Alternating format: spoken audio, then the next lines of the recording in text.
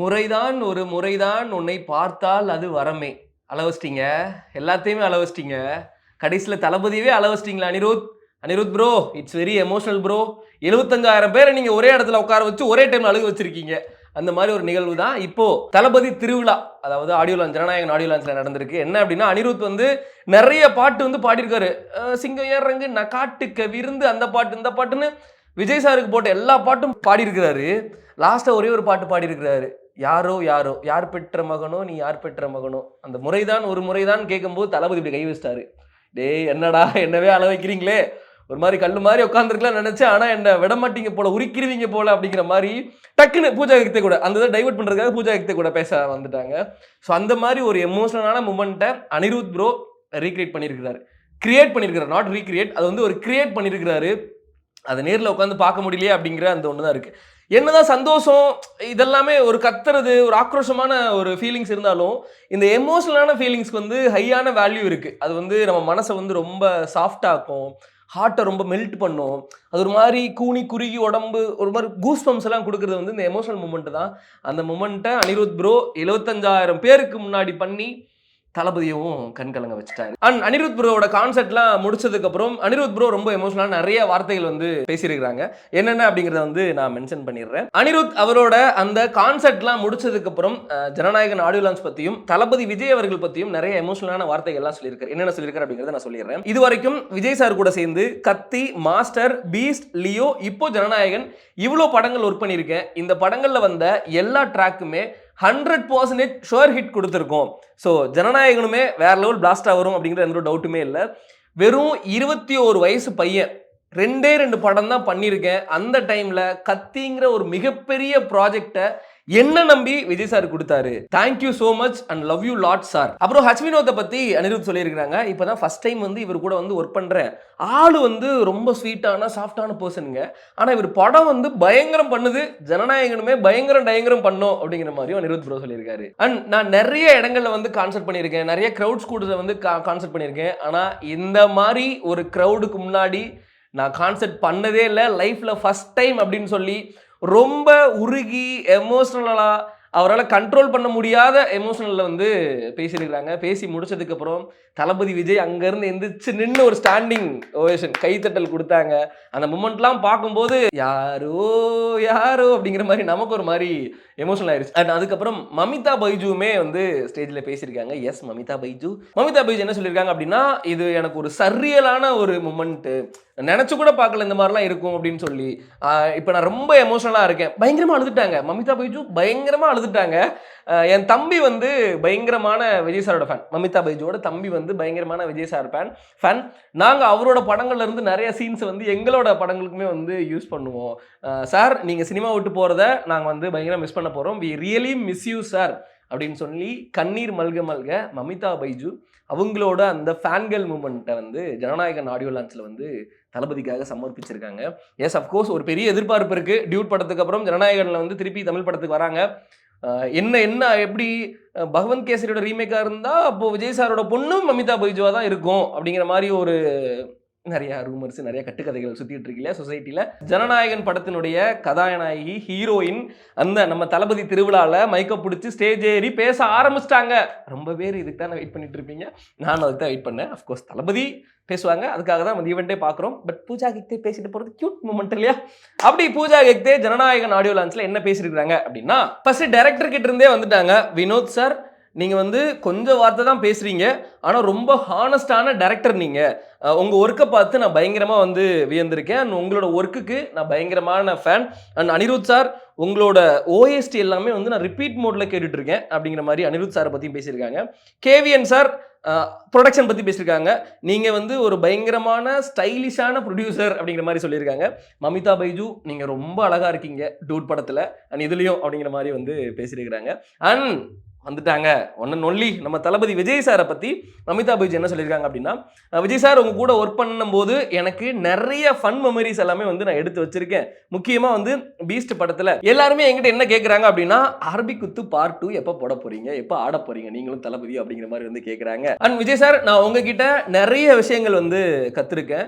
நீங்க ஒரு ப்ரொஃபஷனலான ஸ்டார், எப்படி ஹம்பிளா நடந்துக்கிறீங்க, அதை பார்த்து நானும் ஹம்பிளா நடந்துக்கணும் அப்படிங்கிற மாதிரி உங்க லைஃப்ல இருந்து நான் நிறைய வந்து லேர்ன் பண்றேன். உங்களோட ஹியூமிலிட்டி, அதாவது இந்த தன்னடக்கம் இதெல்லாம் வந்து சொல்லுவாங்க இல்லையா, அதை வந்து நான் வந்து நிறைய வந்து கத்துட்டு இருக்கேன் உங்ககிட்ட அப்படிங்கிற மாதிரி சொல்றாங்க. அண்ட் எனக்கு வந்து ரொம்ப ரொம்ப வருத்தம், இதுதான் உங்க லாஸ்ட் படம் அப்படின்னு கேட்கும்போது எனக்கு பயங்கரமா வந்து வருத்தமா இருக்கு. பட் பரவாயில்ல, தேங்க்யூ ஸோ மச் ஃபார் இந்த ஒரு மூமெண்ட்டை கிரியேட் பண்ணதுக்கு அப்படிங்கிற மாதிரி சொல்லியிருக்காங்க. அண்ட் தமிழ் ஆடியன்ஸுக்கு ரொம்ப ரொம்ப ரொம்ப நன்றி, லவ் யூ வந்து சொல்லியிருக்கிறாங்க.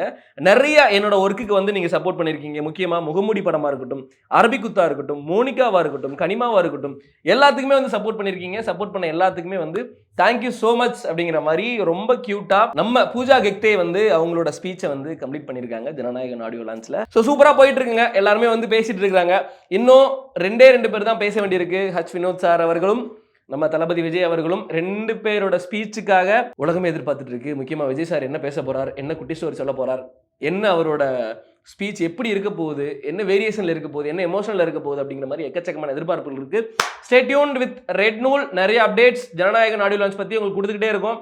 சப்ஸ்கிரைப் பண்ணிருங்க, பெல் பட்டன் அமைக்கிருங்க, வீடியோ எல்லாம் உங்களுக்கு லைன்ல வந்துட்டே இருக்கும். நான் கௌதம், தேங்க்யூ ஸோ மச். தளபதி கச்சேரி, தளபதி திருவிழாடா சார். இந்த ஒரு அனௌன்ஸ்மெண்ட் வந்துச்சு, ஜனநாயகன் தான் என்னோட கடைசி படம், அதுக்கப்புறம் நான் வந்து பொது வாழ்க்கைக்கு நான் வரப்போகிறேன், அரசியல் பண்ண போகிறேன் அப்படின்ற மாதிரி ஒன்று சொல்லியிருந்தாரு.